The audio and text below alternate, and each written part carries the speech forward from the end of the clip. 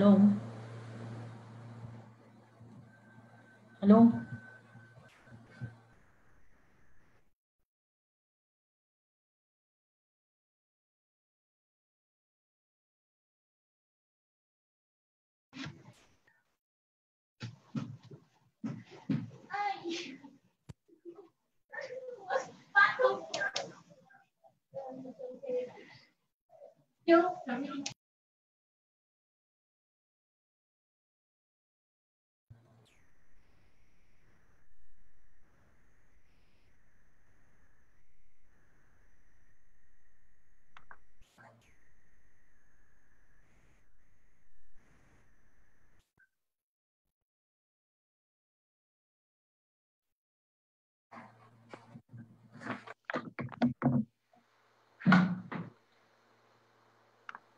Muy buenas tardes a todos, a todas y a todas.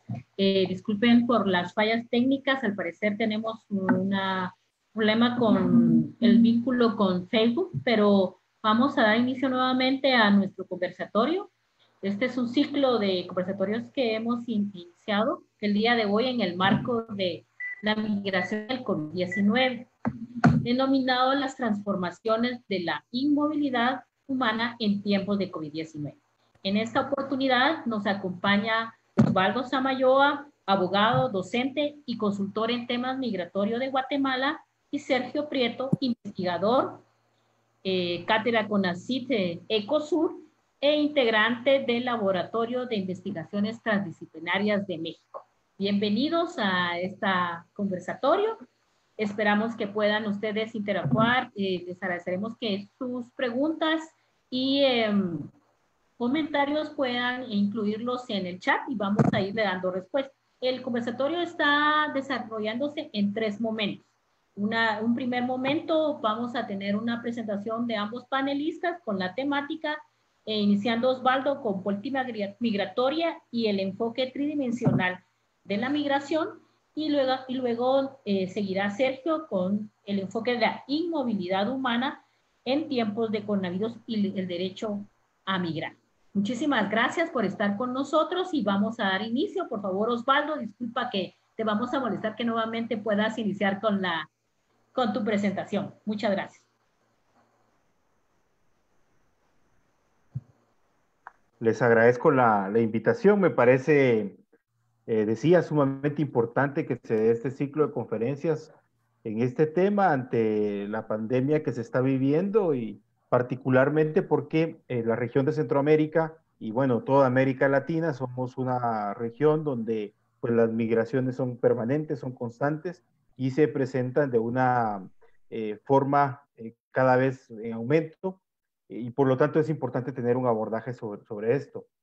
Yo me quiero permitir hacer algunas observaciones, digamos, o hacer algún punteado sobre el tema de política migratoria y enfoque tridimensional, partiendo de la necesidad de comprender un momento histórico determinante, que es la segunda mitad de la década de 1980. Es importante porque se inicia la consolidación de un tránsito de la región a el abandono del modelo de la Guerra Fría, en donde ciertamente en muchos países latinoamericanos habían golpes de Estado de forma constante, y quienes tomaban el poder pues eran los militares, quienes normalmente mediante estos golpes de Estado asumían. Esto estaba instalado en una doctrina de seguridad nacional, es decir, una doctrina que construía al enemigo interno, que era el propio ciudadano, el que se oponía a un régimen o a una forma de pensamiento, lo perseguía, y validó incluso torturas, ejecuciones extrajudiciales, desapariciones forzadas y mecanismos políticos graves, represores, digamos, contra las personas.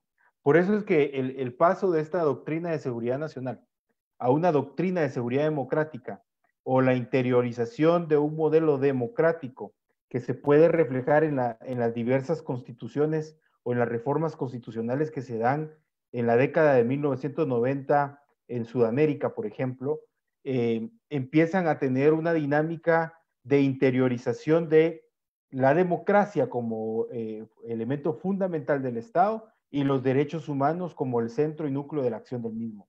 Es decir, empezamos a observar que hay un cambio sustantivo, hay un cambio que el Estado debe de empezar a reflejar en las instituciones, en las normativas y en la toma de decisiones políticas que tiene que darse. Es decir, que ese tránsito hacia la democracia conlleva diversos retos, conlleva desinstalar un modelo de Estado para instalar otro modelo de Estado, y en la instalación de este debemos de descubrir dos cosas que me parecen fundamentales. La primera es que los poderes se centralizaron y, por ejemplo, en Guatemala, el modelo migratorio estaba centralizado en el ministerio a cargo de la seguridad interna. Es precisamente los controles administrativos que se tienen en este modelo de quienes ingresan al país, qué hacen en el país y por qué permanecen más tiempo o qué tipo de acciones están realizando. Un modelo de control propio de este modelo no democrático, propio del modelo de doctrina de seguridad nacional. Y luego encontramos un paso hacia esta época democrática en donde no cambia la instalación de esta institucionalidad y su normativa se queda en lo que yo le llamo únicamente derecho administrativo, es decir, se queda en el derecho migratorio, que es poner un sello, extender pasaportes, tener el control de quién está en el país y quién no está en el país. Pero la dinámica de la interiorización de los derechos humanos, la dinámica del desarrollo de esta democracia, nos conlleva a tomar nuevas decisiones políticas que tienen que observar que las personas estamos en una constante movilidad y que por lo tanto no puedo vedar su derecho a migrar. Y esto nos hace surgir una discusión que por supuesto ya en los años 70, 80 se venía consolidando del derecho a migrar de todas las personas. Este derecho a migrar tiene que estar acompañado ciertamente por aquel ámbito administrativo, pero ya no está solo el ámbito administrativo, y además aparece un elemento fundamental que tenemos que interiorizarlo a partir de la protección de la persona en cualquiera de los estados, el cual es proteger la posibilidad que cada uno de nosotros como seres humanos podamos ser sujetos en el ejercicio pleno de nuestros derechos fundamentales y al mismo tiempo, por supuesto, también cumplir con nuestras obligaciones. Este ejercicio de derechos y este cumplimiento de obligaciones tiene en su ámbito central el derecho a la personalidad. El derecho a la personalidad es un derecho reconocido en el artículo 3 de la Convención Americana de Derechos Humanos, que lo que nos plantea es la posibilidad que todos los estados nos observen como personas, como sujetos de derechos y por lo tanto no como posibles enemigos o posibles contrarios a las ideas o al desarrollo político del mismo. Por lo tanto, además del derecho a migrar y además del derecho migratorio, surge el derecho de los migrantes. Es decir, tenemos un componente, un ABC, derecho a migrar, derechos de los migrantes y derecho migratorio, que ahora deben de articularse de una forma muy particular, atendiendo las necesidades y cambiando la dinámica también de la lógica de intervención estatal.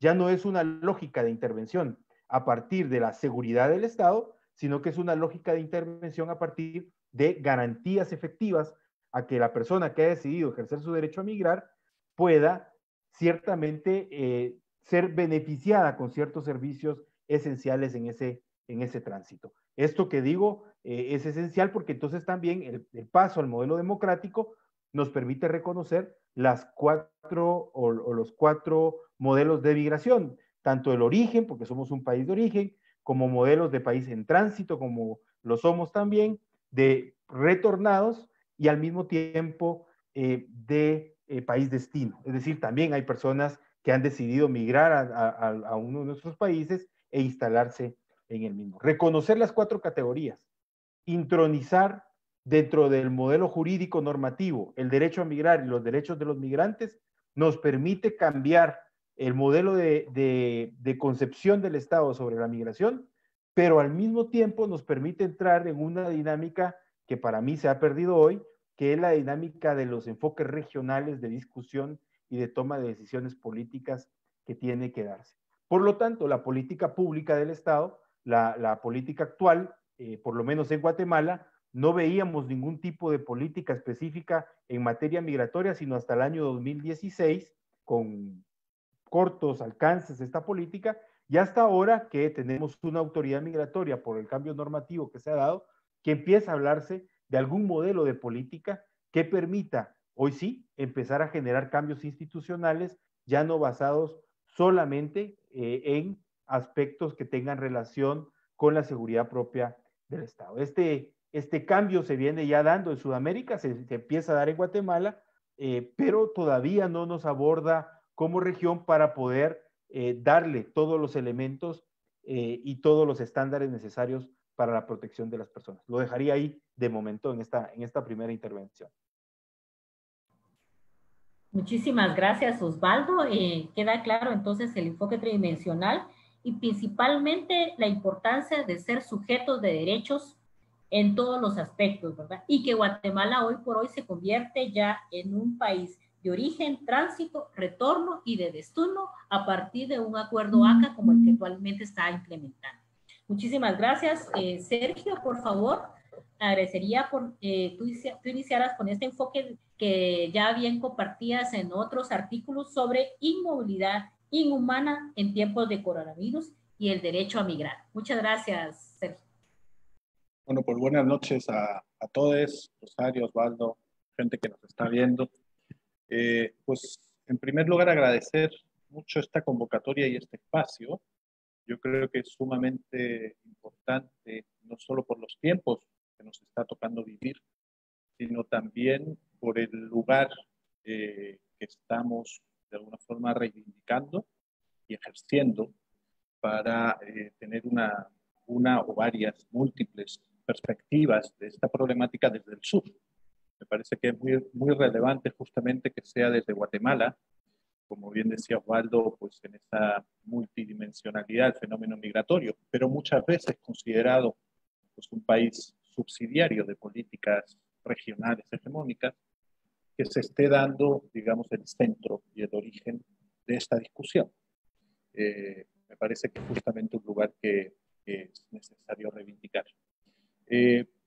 Agradezco mucho la participación de Osvaldo y de hecho tiene todo el sentido que yo en esta primera participación de este bloque me centre no tanto en algunas de las transformaciones coyunturales al hilo del COVID que nos ha presentado Osvaldo desde los años 70, 80 hacia el momento actual y en este contexto del coronavirus como un disruptor de las dinámicas tradicionales, sino que trate de anticipar y reflexionar sobre algunas transformaciones estructurales que este virus móvil, migratorio, va a justamente imponer en las movilidades o inmovilidades humanas. La primera de estas reflexiones sería justamente, qué curioso, que es la movilidad de un virus que se ha extendido por el mundo a través de determinadas personas, no las personas migrantes en peores condiciones, digamos, los migrantes forzados, indocumentados del mundo, ha sido un virus, la movilidad de un sujeto no humano, el que está provocando una transformación crucial de las movilidades o las migraciones humanas, tal como las hemos entendido hasta ahora. Ese me parece que es un elemento a tener en cuenta, porque igual que hasta ahora ha sido más común utilizar el término movilidad humana o incluso migración, tienen sus diferencias, digamos, etimológicas, pero sobre todo vinculadas a las personas. Nuestro modelo, digamos, antropocéntrico de desarrollo, nosotros nos hemos colocado la cúspide de la naturaleza, de todos los seres, y todo lo definimos con la mano en la cintura y la vista en nuestro ombligo. Entonces, hablamos de las movilidades o las migraciones de las personas, de determinadas personas, de distintos grupos de personas, digamos, invisibilizando a esos otros seres que también se ven influidos en su movilidad a partir de la nuestra. Esto ha sido muy evidente cuando, en este contexto del COVID, como norma general, la gente ha obedecido el mandato de quedarse en casa y hemos visto cómo otros seres no humanos, animales, han recuperado los espacios que nosotros hemos vaciado. Las ciudades, las playas, multitud de espacios donde antes teníamos el privilegio de la movilidad, han sido recuperados por otros seres. Entonces, acá hay una consideración de ese equilibrio biosistémico entre las movilidades de las personas y las movilidades de otros seres que me parece que es importante recuperar. Lo digo sobre todo porque queda claro a lo largo de la historia que los distintos grupos humanos se han ido diferenciando unos de otros y en determinados momentos hay grupos humanos que han sido, digamos, construidos a partir de una cierta inhumanidad o una, digamos, bestialización. Es decir, como seres que, siendo humanos, no llegan al estatus de humanidad. En ese sentido, se ha privilegiado también la movilidad de unas personas respecto de otras. No tiene los mismos derechos a migrar, recuperando la noción que apuntaba Osvaldo, una persona que ha nacido en un determinado contexto en Europa y una persona que ha nacido en un distinto país de Centroamérica. Por más que podamos considerar que el derecho humano a migrar debería ser universal, y ese es el mantra habitual que se repite desde las grandes organizaciones y de todos los países involucrados, hay distintos grados de humanidad dentro de la humanidad. Entonces, en ese sentido, hay veces que este derecho a migrar, y yo creo que hoy día queda muy reflejado, tanto el derecho a migrar como el otro mantra de la migración legal, ordenada y segura, están enfocados a distintas poblaciones. Y ese, digamos, yo creo que es una reflexión que debemos incorporar a estas problematizaciones.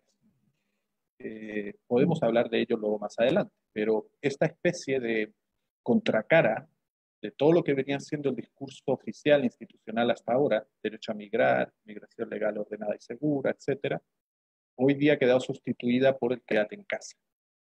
Y entonces hemos sustituido la lucha por un determinado derecho humano por una especie de mandato que recorta ese derecho y que todas y todos autoasumimos porque entendemos que es, digamos, por nuestro cuidado, como si no nos fuéramos a morir, por más que sea de coronavirus o en muchos casos por otras motivaciones, ¿no? Por otros problemas. Entonces creo que en este contexto es muy importante también preguntarse en un nivel, digamos, ontológico, casi filosófico, ¿quién se mueve y quién no se mueve en este contexto? ¿Y por qué? Porque hay circunstancias que pueden favorecer que determinados grupos no se muevan y se queden en casa. ¿Y qué ocurre con esos otros grupos que ya perdieron su casa? Los grupos, muchos de migración en tránsito, que dejaron su casa atrás, se encuentran en el camino y no van a encontrar en este momento un lugar en el que puedan quedarse en casa y protegerse. En ese sentido, su derecho humano a la protección de la salud obviamente queda en aguas de borrajas. Y digamos, para terminar en esta primera intervención, me gustaría, por tanto, como dejar esta idea conflictiva o polémica, y que es justamente el privilegio de la movilidad de unas personas, el que se consigue a costa de la privación del derecho a la libertad de otros. Lo podemos ver entre humanos y no humanos, como nosotras ocupamos los territorios y desplazamos a los animales y no nos importa qué pase con ellos, o incluso al interior de nuestra propia humanidad, entre seres humanos. Cambio.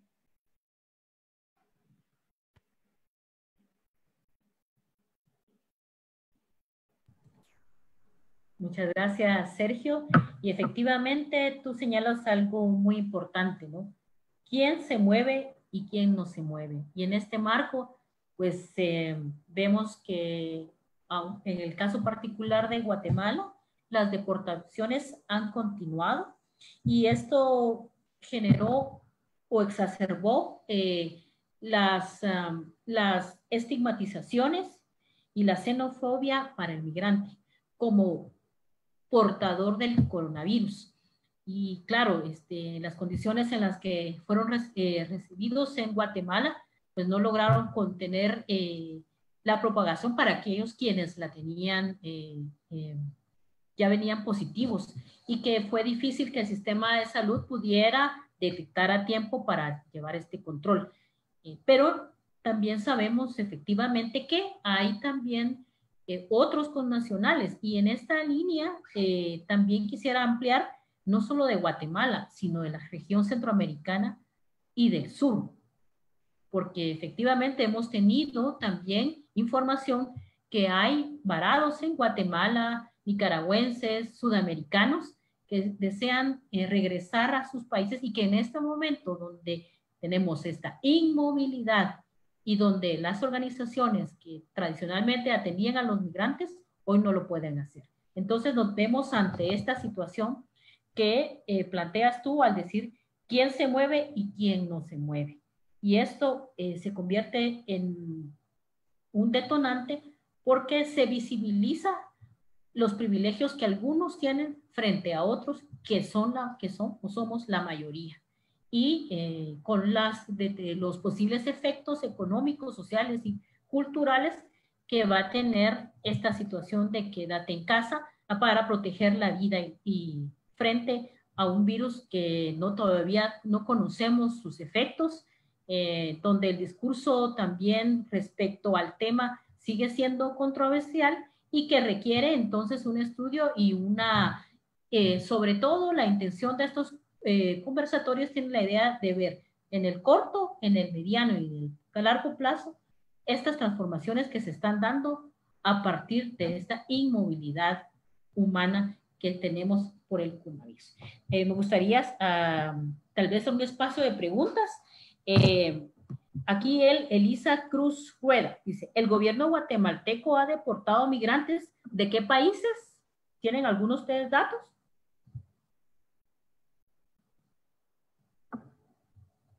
Entiendo que se ha deportado personas de El Salvador y de Honduras que han llegado a nuestro país a partir también de las deportaciones que hace Estados Unidos.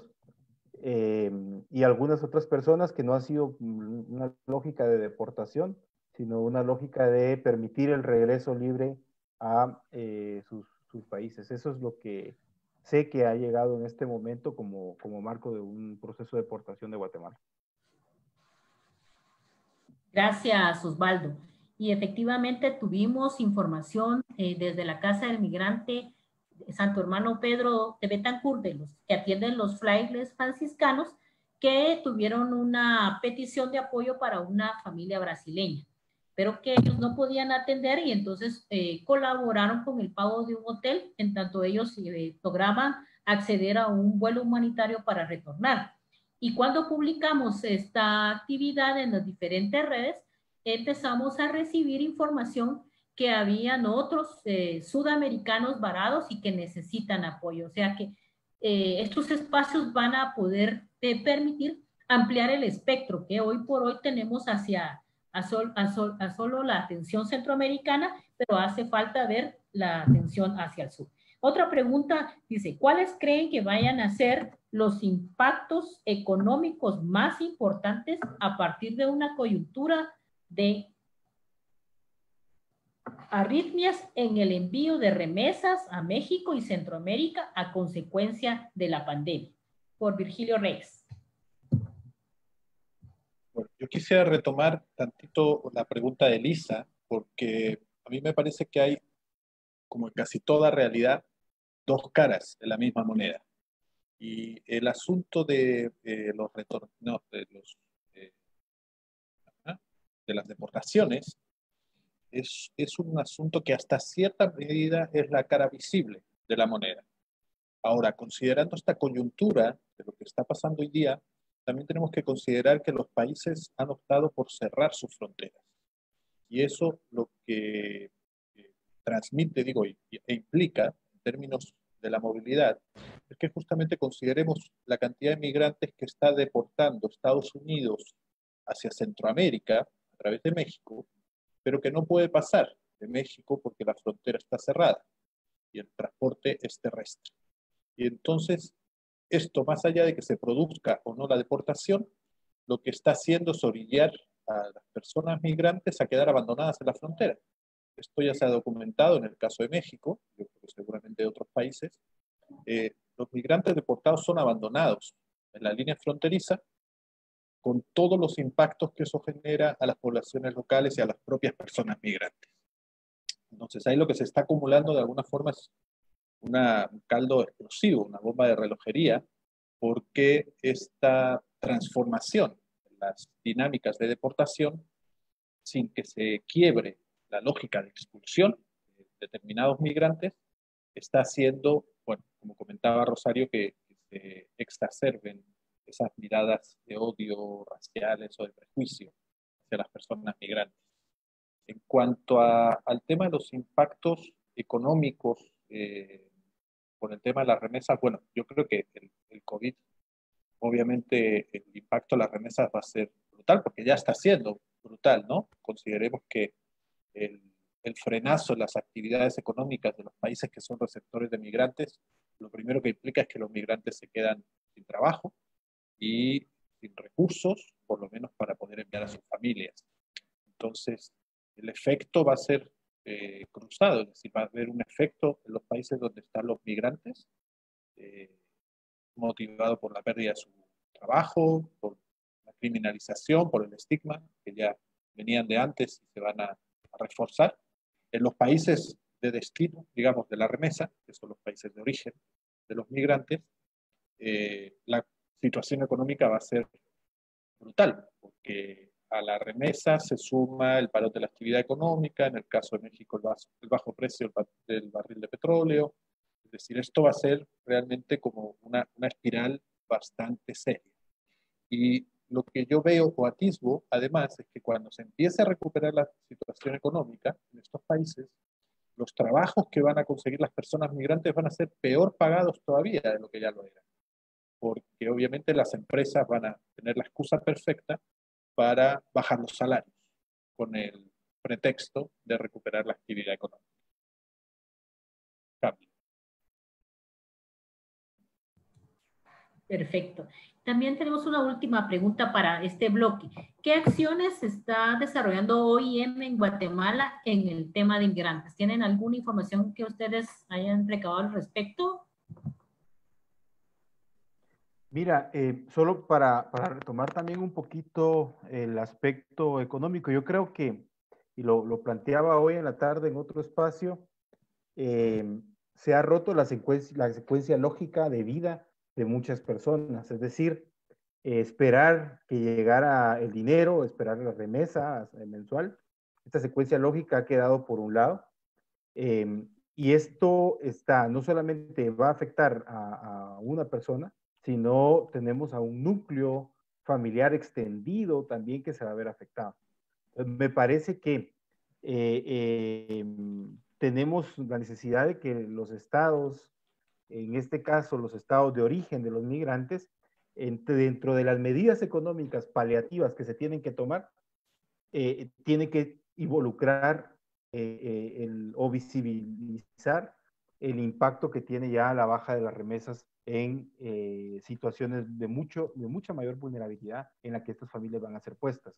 Y te digo esto porque realmente hay comunidades en Guatemala y en otros países que sobreviven literalmente de las remesas que se mandan de Estados Unidos. Quiere decir que todas estas comunidades completas van a ser afectadas y si no se toman medidas económicas paliativas que alivien la situación de las familias de una forma adecuada, vamos a estar en como ya decía Sergio, si ya es brutal, va a ser un desastre absoluto, porque la recuperación de esas comunidades va a ser muy lenta a partir de la misma precariedad social en la que vivimos y del debilitamiento de las medidas ordinarias que ya tenemos. ¿Qué quiero decir con esto? Somos países estructuralmente muy débiles y hemos logrado avanzar pequeños pasitos que nos han dado cierta estabilidad o cierta cotidianidad en algunos aspectos de la vida, que hoy han sido debilitados. Volver a recuperar estos lleva un proceso que no será fácil frente a las mismas deficiencias de la estructura estatal, más el impacto económico que van a vivir estas familias. Entonces, parece que sí ser muy cierto que tenemos que profundizar en este alivio. Con lo de la OIM, desconozco, no mentiría si les digo que sé específicamente cuáles son las acciones que están tomando en este momento. No he tenido yo información de que puedan estar haciendo. Muchas gracias. Vamos a pasar a nuestro segundo bloque de presentación y le pediría entonces a Sergio si es posible que puedas ahondar en el efecto de estas transformaciones de la inmovilidad y cómo se conecta con la limitación de la atención del deportado en términos generales, ¿no? Sí, bueno, pues agradecer todas las preguntas. Seguramente podremos ir más adelante respondiendo otras que quedaron ahí. Y yo quería profundizar un poco en esta reflexión en torno a esos dos conceptos que son los disparadores de estos conversatorios. El de, entre paréntesis, inmovilidad, entre paréntesis, humana.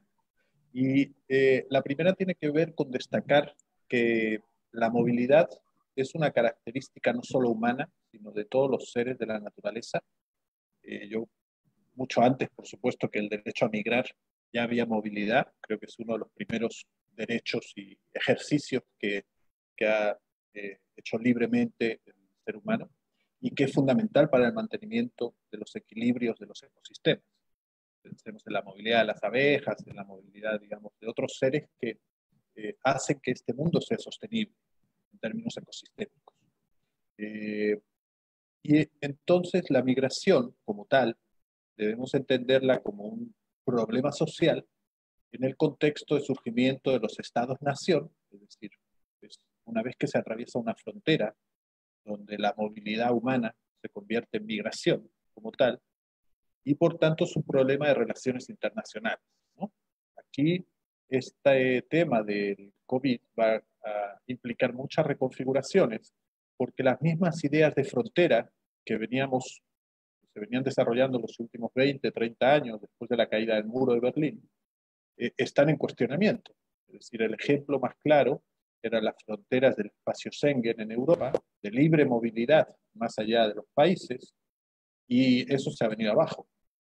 Y también, curiosamente, al mismo tiempo, estamos viendo que en muchos lugares del mundo surgen cada vez con más fuerza distintos muros, distintos dispositivos de control justamente para la limitación de la movilidad, porque ese es el gran paradigma y paradoja del capitalismo, que a pesar del libre movimiento de todos los factores, es la migración o la movilidad humana el único de ellos que sigue bajo una constante vigilancia.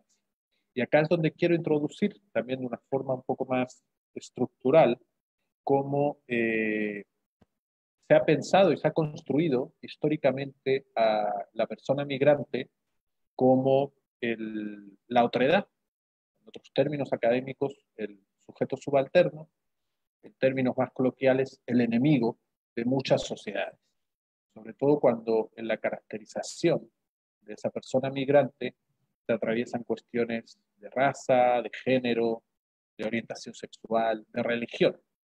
Es decir, es en el momento en el que la migración humana nos pone frente a una persona que es relativamente distinta a como somos nosotras y nosotros, cuando vemos a esa persona como el enemigo o de alguna forma el problema de la sociedad.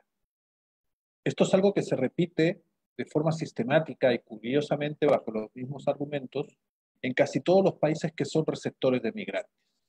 En una expresión acuñada por Sergio Cayano, es el chivo expiatorio de toda la sociedad. Esto es una figura bíblica, viene de la tradición de la religión católica, como hay otros mitos también, curiosamente, que explican estas relaciones. Pero el hecho de que el migrante viene a quitarnos el lugar de trabajo, de que viene a colapsar los sistemas de salud, de que se aprovecha de las ayudas sociales, todos estos son dogmas que se repiten en todos los países que son receptores de migración. Y hace justamente a la construcción de la persona migrante como chivo expiatorio. Es decir, cuando en un país tenemos determinados problemas, es siempre más fácil echarle la culpa al que viene de fuera que no a nuestro sistema político, a nuestras propias élites, a nuestros propios conciudadanos. Esa es, digamos, la justificación de esta medida.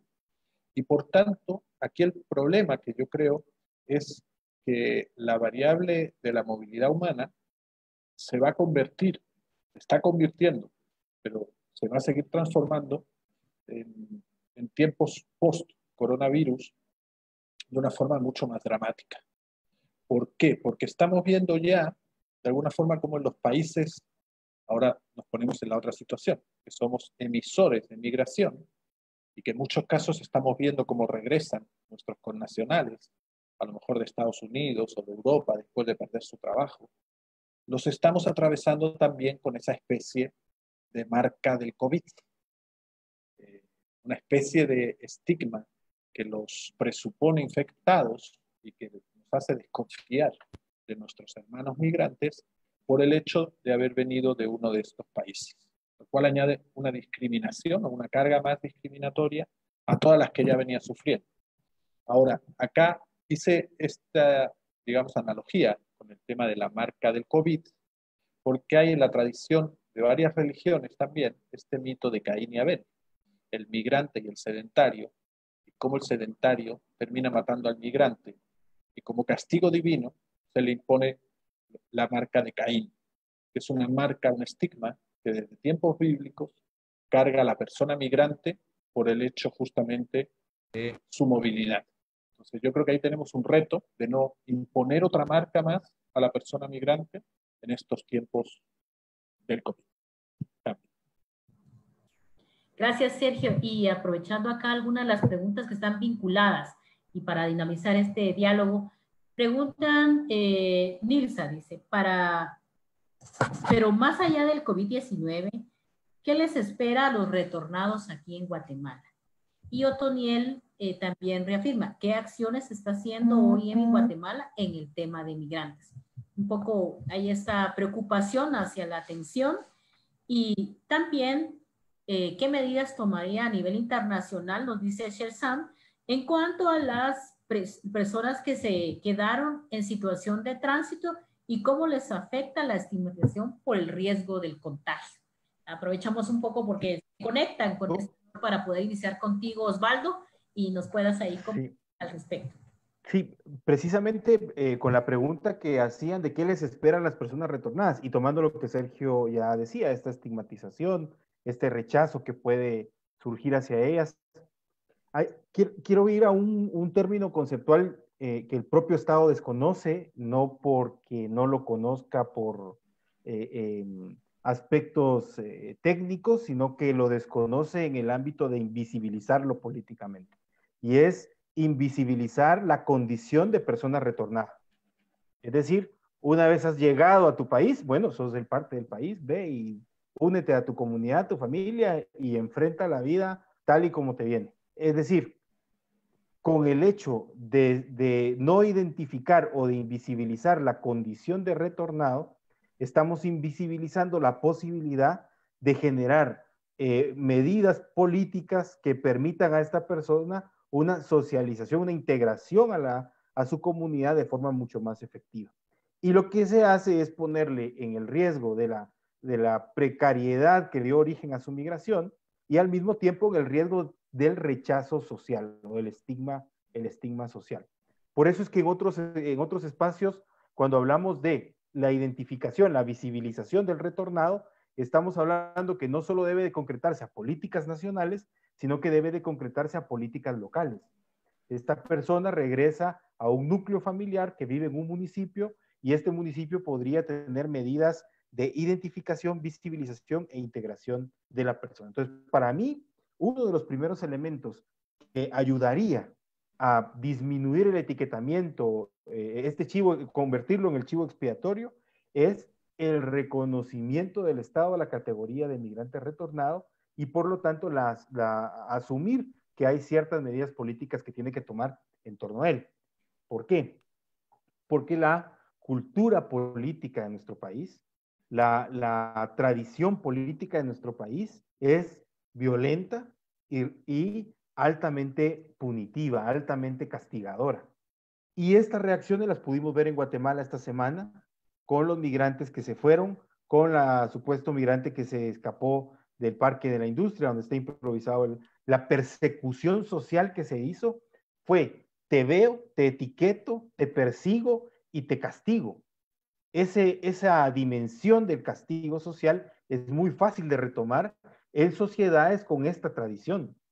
Y entonces, una de las medidas que puede disminuir que esto no suceda es cuando el mismo Estado lanza el mensaje de reconocer la condición de persona retornada y la necesidad que hay de la participación comunitaria en poder integrar a esta persona a la misma, no rechazarle, no estigmatizarle y buscar las medidas, los mecanismos adecuados para que pueda desarrollar una vida ordinaria, pero no lo va a hacer de primas a primeras. Es decir, él viene con una carga psicológica incluso del retorno, de la vergüenza de llegar a un lugar donde tenía un compromiso, de la frustración frente a la familia, de no poder lograr el objetivo de enviar un dinero para poder cambiar la realidad de vida. Él viene con una carga psicológica fuerte, viene con un estigma político y jurídico muy marcado y todavía el ámbito social no es el propicio para su integración. Estamos hablando, desde mi punto de vista,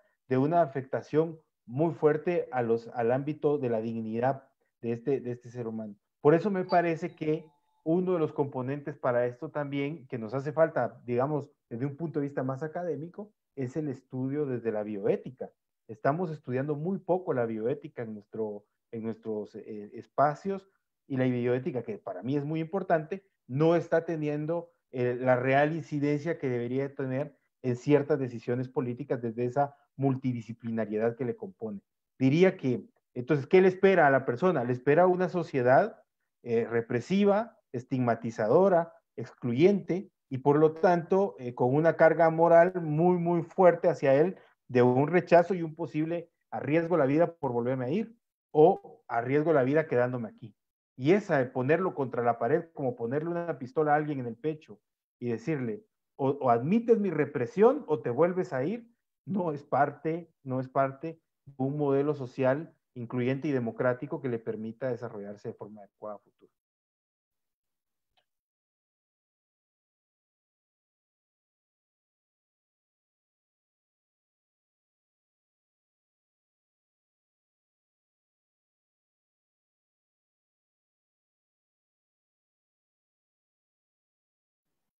No vamos a escuchar a Rosario.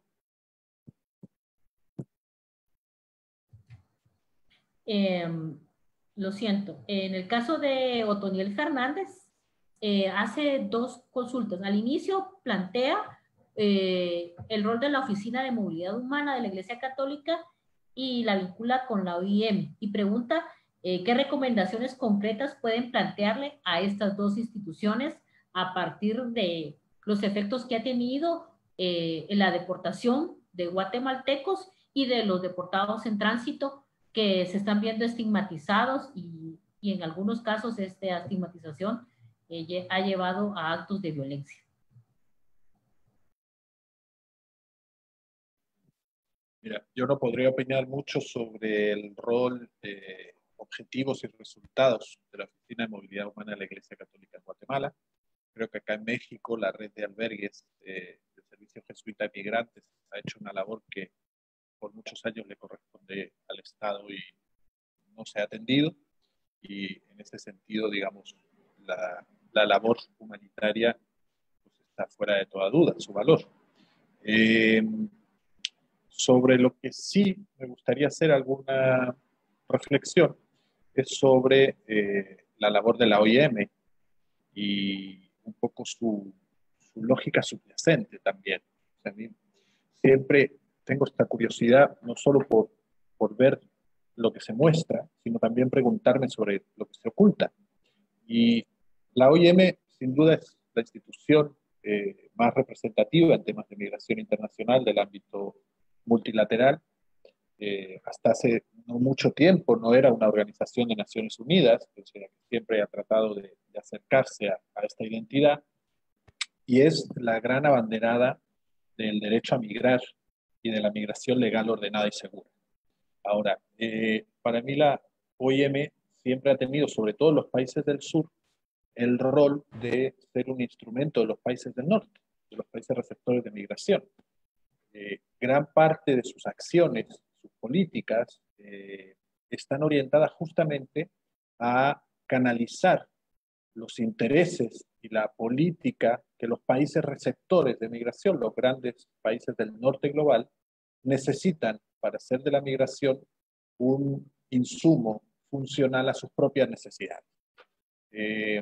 Hay muchos, digamos, peros o condicionantes que podríamos resaltar de la OIM, sus programas de retorno asistido, los llaman muy diplomáticamente, que son deportaciones encubiertas, ¿no? Y hay algunos trabajos sobre el rol que ha tenido la OIM en las políticas de deportación en Alemania, de deportación de personas turcas, bajo estos programas. Entonces, yo con la OIM, pues creo que, y con otras organizaciones internacionales y con muchos de los países que repiten el mantra del derecho a migrar, diría que antes del derecho a migrar deberíamos tratar de asegurar el derecho a permanecer, porque hay muchas personas que realmente quisieran quedarse en casa, pero no por contingencia y sí con unas condiciones de vida dignas.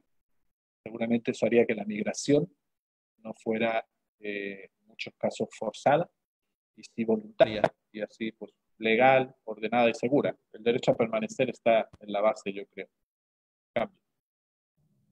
Claro, y esta es, digamos, esta visión de la coyuntura sobre las estructuras que es importante abordar. La pregunta de Carlos Cerberto dice, en términos generales, ¿cuáles son las premisas de movilidad y la accesibilidad? Ejemplo, el hecho de que sea un territorio sano y controlado. Entramos a instrumentos de monitoreo que variablemente entran en un juego. Luego esto es lo mismo a nivel macro, a nivel nacional, centroamericano y continental, ¿no? Entonces, él plantea que cuáles serían esas premisas de movilidad y de accesibilidad a partir de estos sistemas de control que se están dando en los territorios y que están limitando la movilidad, no solo de in situ, de todos, sino también para los que se ven afectados por la deportación. Y seguiría con el comentario de Elisa, que nos plantea la salida sería un supragobierno latinoamericano que se ha encargado de los migrantes como en otras problemáticas comunes. ¿Sería esa un enfoque? Yo creo que yo creo que no tendríamos que llegar al planteamiento de un supragobierno, digamos, un poco como lo planteaba Rousseau del Estado de los Estados, que eran aquellas confederaciones estatales que mantenían su independencia, su soberanía hacia afuera, pero las decisiones las tomaban de forma unánime. No creo que sería esta la salida como tal. Lo que sucede, creo yo, es que hemos dejado de lado la construcción de nuestro regionalismo latinoamericano, en el sentido de no generar las sinergias adecuadas y nosotros mismos en América Latina subdividirnos. Entonces está el Cono Sur, entonces está el Mercosur, están los países andinos, entonces encontramos los países del norte del Caribe, de Sudamérica, el Triángulo Norte de Centroamérica, la relación bilateral Panamá-Costa Rica allá del sur de América y México. Es decir, nosotros mismos de Latinoamérica hemos permitido romper con nuestro regionalismo. Y esto tiene un alto valor para los países del norte. ¿Por qué tiene un alto valor para los países del norte? Casualmente en Centroamérica queda aislado Nicaragua, porque no es de la ideología o del movimiento político del interés de este país en el norte. En el Caribe queda aislado Cuba y en Sudamérica queda aislado Venezuela. Bueno, uno de los principios del regionalismo latinoamericano es la autodeterminación de los pueblos y la no intervención en ellos. Y si, incluso si revisáramos la Constitución guatemalteca en su artículo 151, el estrechar los lazos de solidaridad para poder desarrollar y solventar nuestros propios problemas económicos y sociales en estrategias conjuntas. Es decir, nuestro regionalismo no tiene que estar sacrificado a los intereses de un país que lo que logra es dividirnos y por lo tanto asumirnos o por microregiones o de forma bilateral. Aquí necesitamos, más allá de un supragobierno latinoamericano, necesitamos retomar nuestros diálogos, necesitamos empezar a identificar nuestras necesidades y empezar a darnos cuenta que la lógica de intervención, el COVID-19 nos lo puede ayudar a cambiar, la lógica ya no es tanto que nos impongan de allá, sino qué medida nosotros debemos de impulsar a favor de las personas migrantes. Y la cooperación ya no es tanto en qué aspectos de desarrollo de institucionalidad nos dan a partir de sus propios intereses, sino en qué medida la cooperación internacional se vuelve para el desarrollo humano y la atención de las necesidades que hay. Una focalizada. Esto, por supuesto, tiene 3 elementos que no podemos dejar de observar. Latinoamérica es hiperpresidencialista. Cuando digo que Latinoamérica es hiperpresidencialista, es que le encanta romper la estructura de división de poderes y violentar derechos. Entonces tenemos que profundizar en un principio básico de equilibrio de poder y no dar todo el poder hiperpresidencialista, porque entonces caemos otra vez en las dictaduras. Y no es eso lo que estamos buscando. Lo que estamos buscando son mecanismos adecuados que reconstruyan el regionalismo. Los países de Latinoamérica deben de volverse a reunir, deben de volver a replantear acuerdos y deben de volver a pensar en que sus estrategias frente al norte del mismo continente tienen que estar basadas en los derechos fundamentales de nuestras propias gente, de nuestra propia historia y de nuestra propia corriente. Y ahí me parece que surge un tema fundamental, que es la profundización en cada uno de nuestros países de los aspectos históricos conforme se ha venido construyendo la historia latinoamericana y que ahí vamos a poder encontrar pequeños elementos que podemos recuperar, por supuesto no los vamos a aplicar de la misma forma, pero que podemos recuperar para poder hacer frente a esta dinámica que se da. Porque a mí me ofende muchísimo, por ejemplo, que en Estados Unidos las personas que más estén muriendo sean afrodescendientes y sean personas latinas, por la propia necesidad que tienen del trabajo y de poder mandar esas remesas. ¿Cuál es la respuesta efectiva de la región latinoamericana a Estados Unidos sobre esto? Creo que es momento de discutirlo. ¿Cuáles son los acuerdos que tenemos entre países sin importar nuestra ideología interna, sin importar las decisiones políticas, sino recuperar nuestra historia latinoamericana y nuestras propias necesidades para solventarlas con nuestros propios esfuerzos como región? Muchas gracias, Osvaldo. Y vamos a entrar al tercer bloque de presentación con algunas preguntas que nos están desarrollando ahorita. Como Irma Yolanda acá nos pregunta, ¿cómo impactará social y económicamente un mayor retorno de connacionales tras el COVID-19 para prepararnos como Estado? Y Fran Austin nos plantea, ¿cambiarán los destinos de los flujos migratorios una vez superada la pandemia? ¿Tendrá más peso la protección social que la prosperidad económica como incentivo de la migración? Creo que ahí, justo en lo que ustedes estaban planteando, se van inconectando estos cuestionamientos que obviamente en este momento vamos a ir proyectando, pero la tendencia a partir de la deportación masiva que se está dando y al deseo de retornar del migrante porque no encuentra trabajo, porque está siendo estigmatizado, está siendo criminalizado en su país, en el país de destino, pues busca nuevamente la acogida en su país. Y eso creo que nos plantea estas interrogantes que tanto Irma como Fran nos están planteando.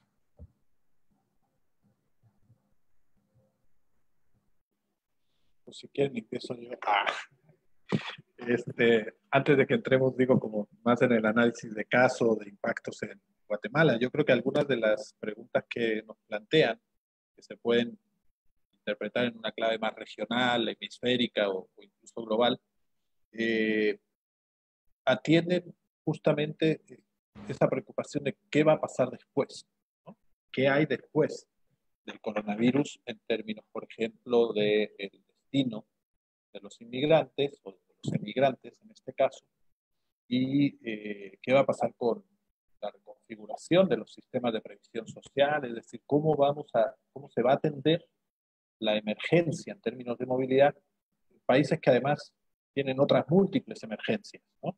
Eso yo creo que también hay que considerar.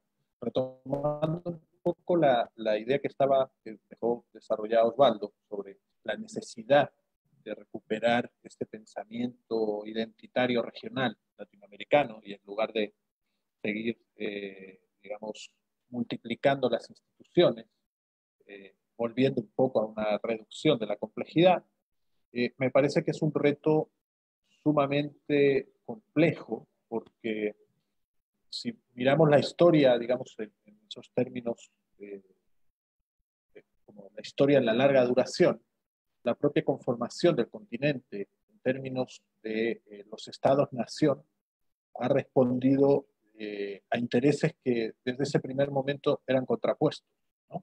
Es decir, hablamos de la importación de un modelo de organización de los territorios, los estados-nación, que tienen un origen eurocéntrico.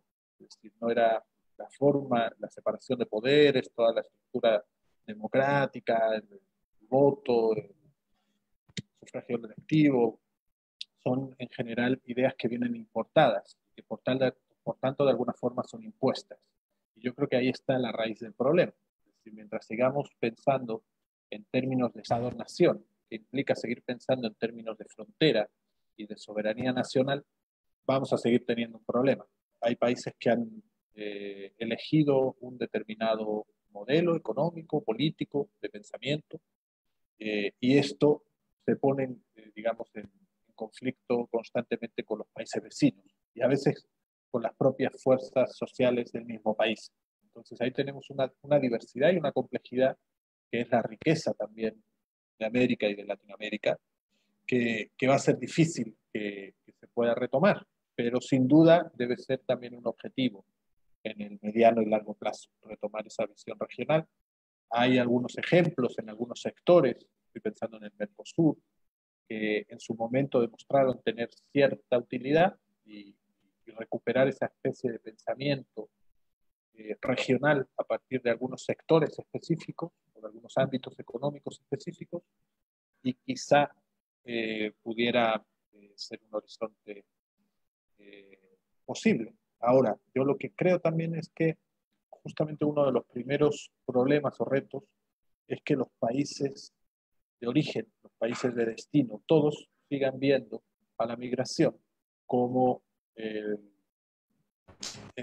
como decir la expresión, no sé, como el cochinito de oro, ¿no? O sea, el mercado, digamos, de bienes humanos del que todo el mundo puede sacar provecho. Los países emisores, porque, bueno, pues funcionan como una válvula de expulsión de los mercados de trabajo saturados, de la pobreza, de las remesas que nos van a mandar, los países receptores, porque tenemos una fuente de mano de obra barata y que eventualmente vamos a poder culpar de nuestros males, las redes de tráfico, los bancos por las comisiones, o sea, todo el mundo está favoreciéndose por la migración de las personas más necesitadas, salvo las propias personas más necesitadas. Entonces, creo que en ese sentido, uno de los cambios fundamentales que podría generarse a nivel regional y que cambiaría sin duda el mapa de las migraciones es defender el derecho a permanecer. decir, invertir en políticas públicas que traten de impedir la migración forzosa. Y eso no se consigue solo con políticas públicas, se consigue también mediante un control de los intereses privados. Hay que considerar que en muchos de nuestros países la migración de poblaciones por causas forzadas y no voluntarias tiene que ver con la expansión de grandes proyectos de infraestructura, emprendimientos turísticos, es decir, del despojo de los territorios. Cuando hablamos de migración, hay que hablar de territorio, porque si no tenemos, alguien hacía esa pregunta, ¿no? Sobre un territorio sano, etcétera. Ese es el lugar de permanencia y de pertenencia fundamental del ser humano. Y la gente que migra obligada lo hace porque no puede quedarse en su lugar de origen, porque tiene presiones para vender su tierra, porque su tierra fue contaminada, porque tiene la amenaza del grupo armado. Si no solucionamos esas condiciones estructurales, la migración va a seguir ocurriendo, sin duda, aunque pase el COVID. Quizás se transformen los países de destino, es posible. Habrá países que salgan más o menos favorecidos de esta nueva situación, pero las condiciones para las personas migrantes seguramente van a seguir igual o peor. Cambio. Yo creo, y me parece importante con lo que decís, Sergio, que hay una enseñanza histórica, digamos, a partir de esto del coronavirus y que tendríamos que plantear básicamente. Es decir, no podemos seguir sosteniendo el mismo Estado bajo los mismos funcionamientos que tenemos. Es la lógica del Estado tal y como se nos ha venido construyendo, un capitalismo primario, si lo queremos ver desde este punto de vista, ha conllevado o se ha profundizado a partir del modelo extractivista de nuestros bienes naturales. Es un modelo que ha generado lo que decías del derecho de permanecer. A mí me parece que ha generado yo le llamo el derecho a no ser desplazado, porque estamos permanentemente hablando de los derechos de las personas desplazadas, pero nunca hablamos del derecho a no ser desplazado.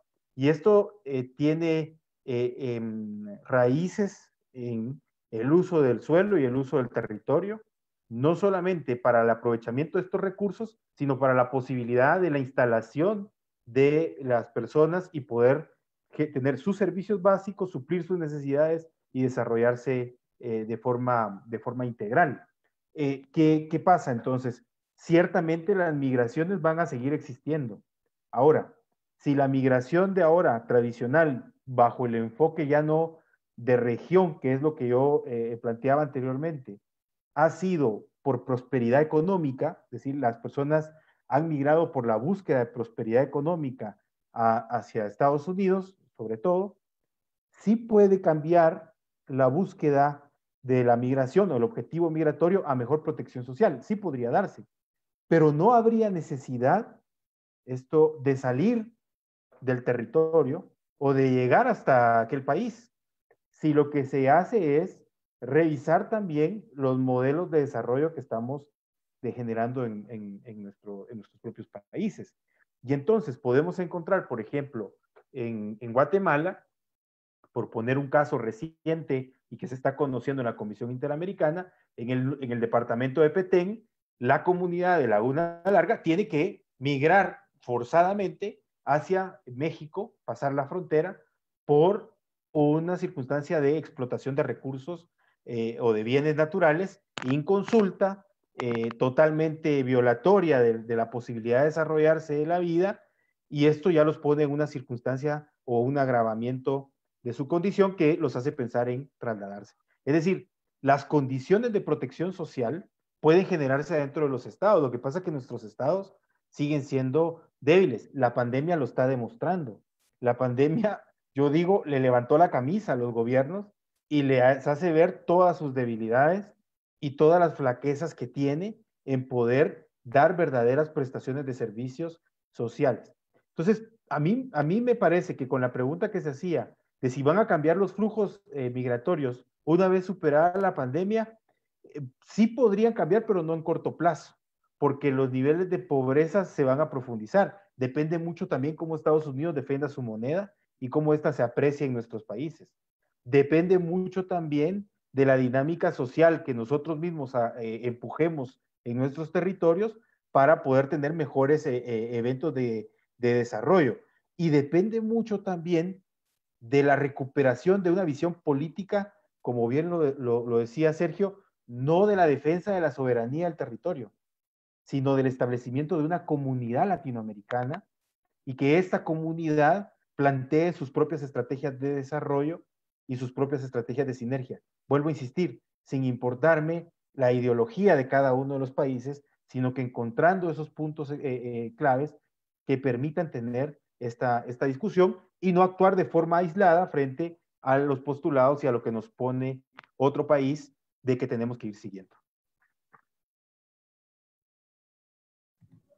Muchísimas gracias, Osvaldo y Sergio. Creo que ustedes han ido hilando toda esta discusión sobre las transformaciones coyunturales y estructurales que estamos observando en el marco de la migración.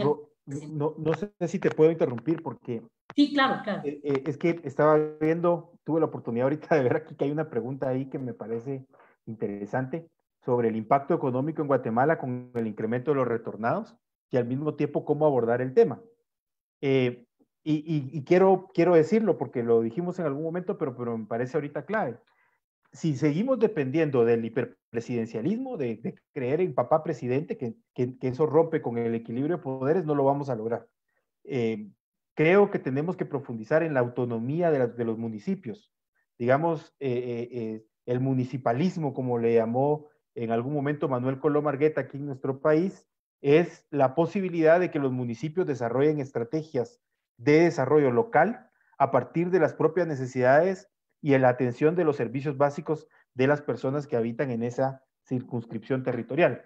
Me parece que si logramos profundizar en la construcción de políticas locales, en la construcción de políticas municipales, por supuesto, íntimamente conectadas con las políticas nacionales, vamos a poder darle una mejor integración al retornado y al mismo tiempo vamos a permitir tener mecanismos que consoliden tanto a la familia, que es uno de los patrones fundamentales de cualquier persona migrante que ha retornado, como la posibilidad de encontrar otras variables de desarrollo de ese municipio, es decir, encontrar que el propio municipio también sea más próspero a partir de la inserción de estas personas.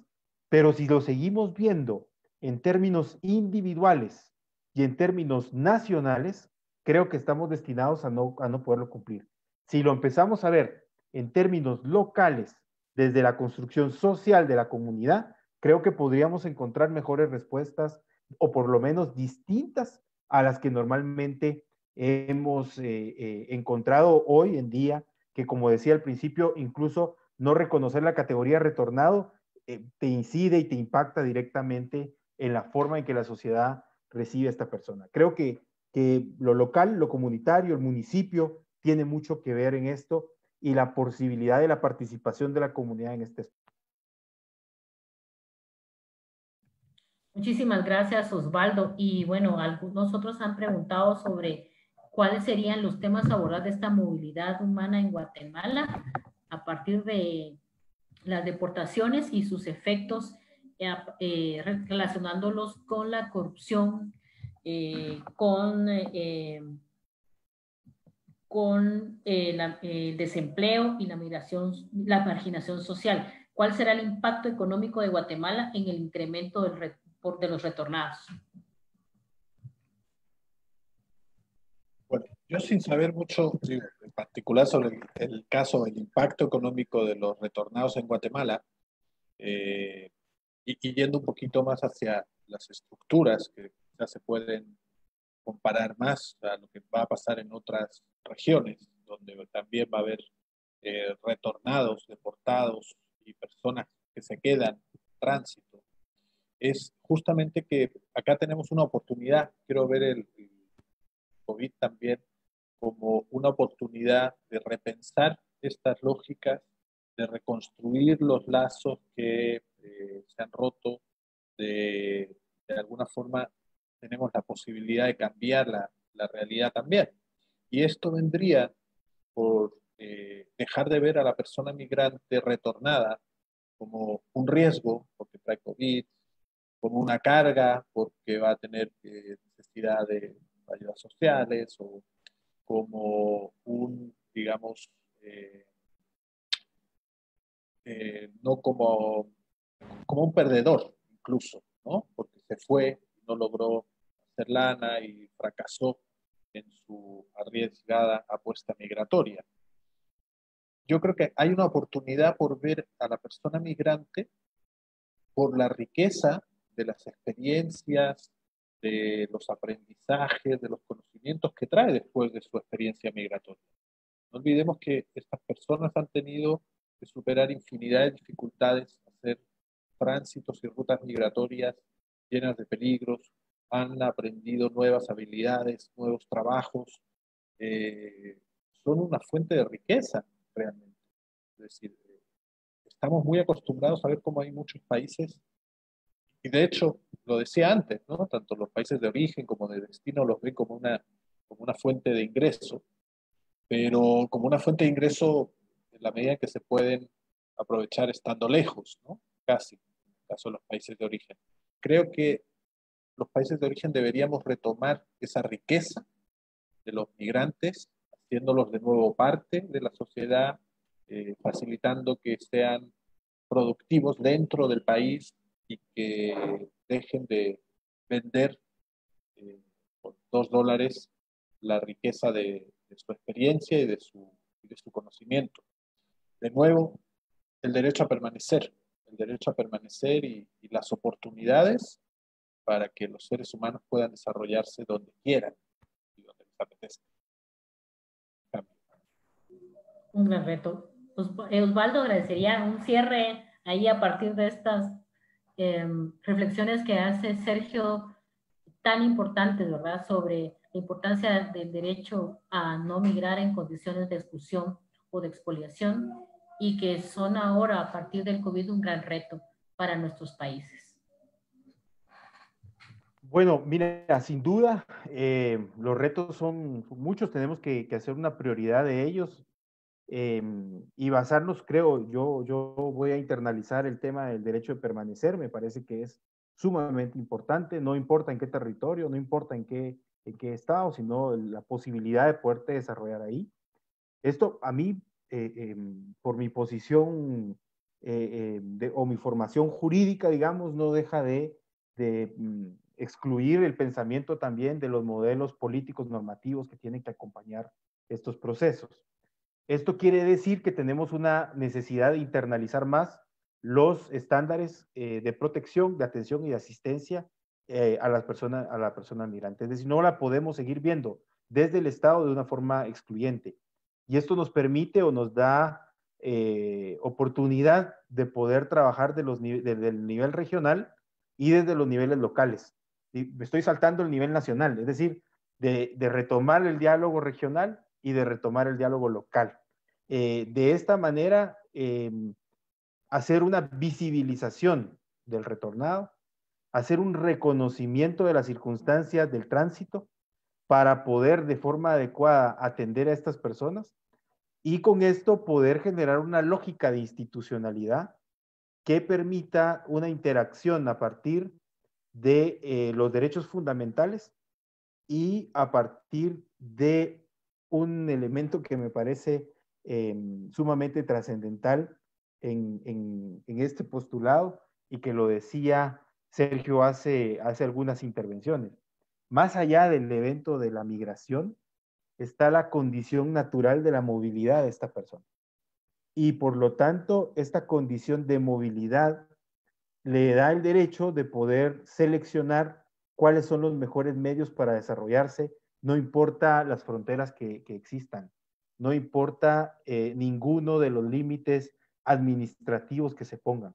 Por supuesto que los vamos a construir y van a existir, pero debemos facilitar la posibilidad, porque hay comunidades, y esto me refiero a una pregunta que veía que hacían, hay comunidades incluso adentro del propio país que van a tener la necesidad de movilizarse adentro del propio país para buscar estas mejores condiciones de protección social y de asistencia económica que son necesarias. Entonces yo lo que veo, o el cierre que yo haría frente a esto, es que aquel proceso o aquel desarrollo que hemos llevado en una lógica de secuencias ordinarias o tradicionales, hoy está fracturada, la pandemia la ha fracturado y nos permite encontrar o buscar otra lógica, una lógica más humana, una lógica de mucha más protección desde todos los ámbitos.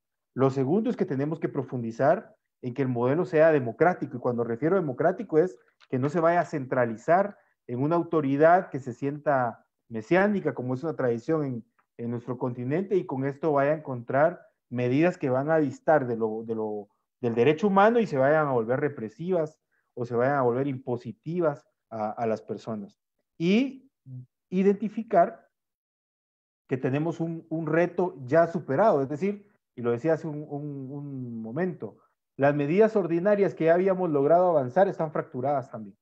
Tenemos que defender estas medidas ordinarias y por lo tanto habrá casos en donde habrá que retomar y volverlas a construir.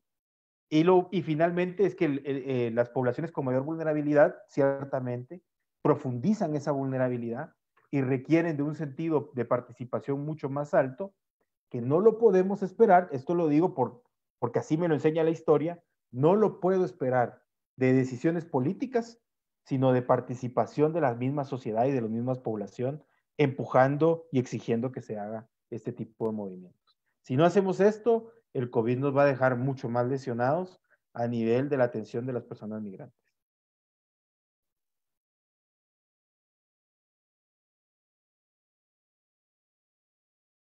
Aún contamos con algunas preguntas que son, creo que las dejamos para la reflexión y para los próximos conversatorios que vamos a ir desarrollando desde esta visión, desde las estructuras a las coyunturas y desde las transformaciones de la inmunidad humana, pero me gustaría mencionarlas. Teresa nos plantea, la ideología que rige en el mundo es el racismo. Racismo en Rusia, racismo en Europa, en China, en Norteamérica. Desde Flaxo, ¿cómo se ve ese asunto? Y Mauricio Villagrán nos pregunta, ¿cuáles consideran es la ruta de trabajo a nivel municipal para la defensa de los derechos de los retornados? Creo que son preguntas que quedan ahí en este ambiente que será importante seguir reflexionando y que vamos a ir vinculando con otros actores que van a irse presentando en los siguientes conversatorios para ir profundizando. Creo que para todos se veía las observaciones y sus comentarios en Flaxo, es el tema del derecho a no migrar y a permanecer en condiciones de desarrollo humano. Creo que ha sido muy bien recibido por parte de nuestros participantes en este conversatorio. Sin más que agregar, les quiero agradecer, Osvaldo, como siempre, colaborador y tan abierto a compartir, sobre todo desde la visión también de política pública como abogado y de este enfoque tridimensional de la migración que es tan importante ir desarrollando en el país. Y en el caso de Sergio, ¿verdad? Desde el Ecosur, pues se ha sumado a este esfuerzo con Flaxo para seguir reflexionando sobre estos impactos y el contexto general, ¿verdad? Que habla, ¿qué había antes del COVID? ¿Qué impactos generales particulares se influyen a partir de esto? ¿Y qué medidas, como nos han preguntado varios de los participantes, o rutas deberíamos ir encaminando desde la academia, desde las organizaciones sociales, desde los migrantes, etcétera, que son importantes ir abordando? Muchísimas gracias. Les agradecería si pueden despedirse de nuestro público y de nuestros asistentes, que agradecemos en realidad el haber tenido la paciencia por las fallas que tuvimos al inicio en la conexión, pero que logramos superar y que hemos logrado una transmisión bastante fluida y con muchísima riqueza de parte de ustedes como panelistas.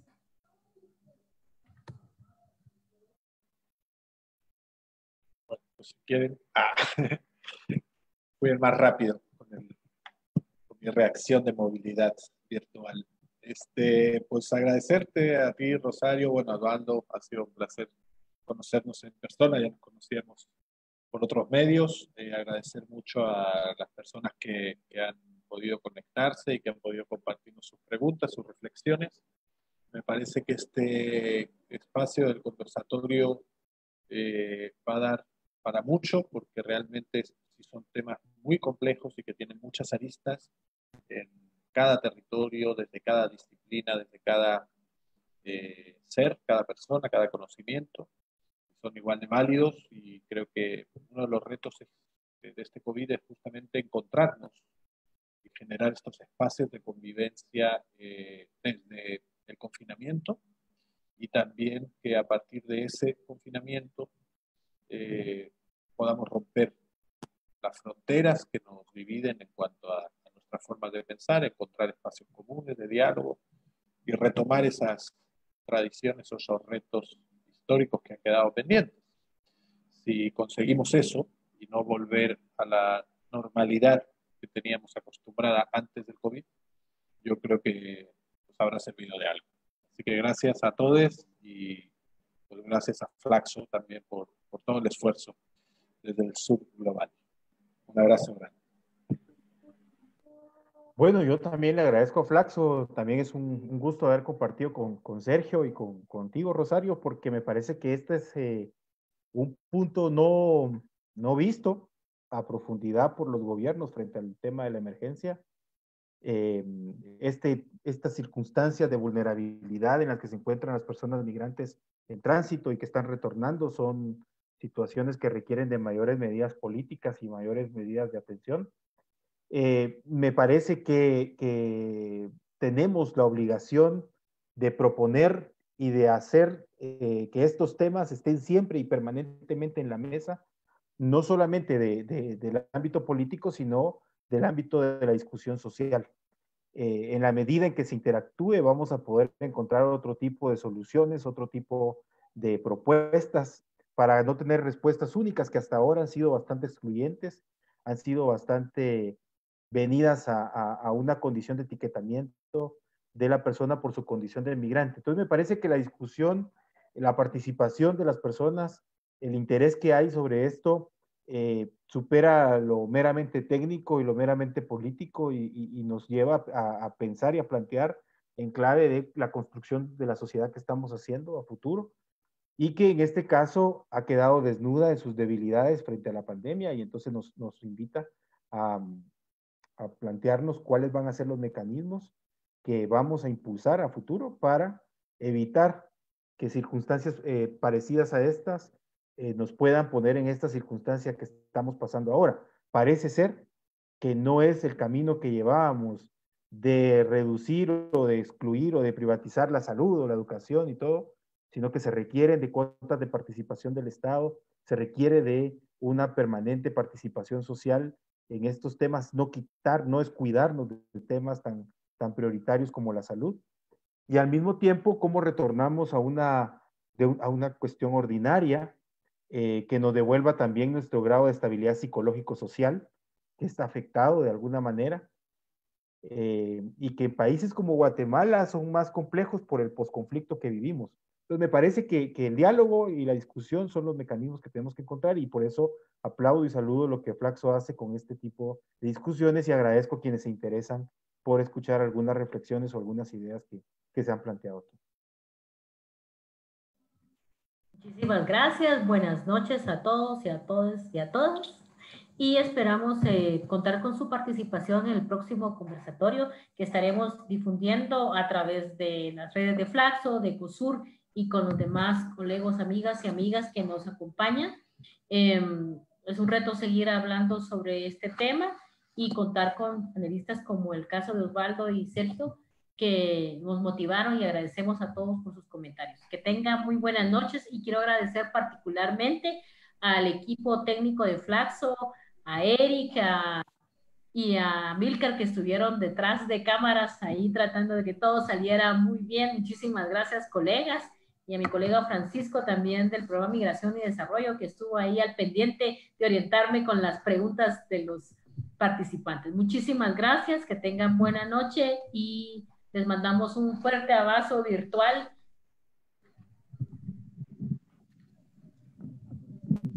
Gracias a todos, buenas noches. Yo creo que ya nos fuimos. Ya nos llevaron. Chicos, O no, quién sabe, a lo mejor estamos ahí todavía. Ah, qué chido. Gracias, Rosario. Oye, maravilloso, ¿eh?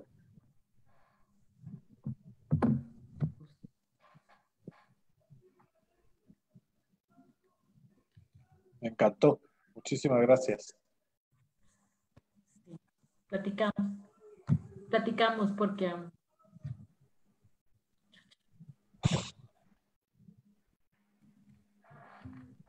¿Cómo se sale de aquí?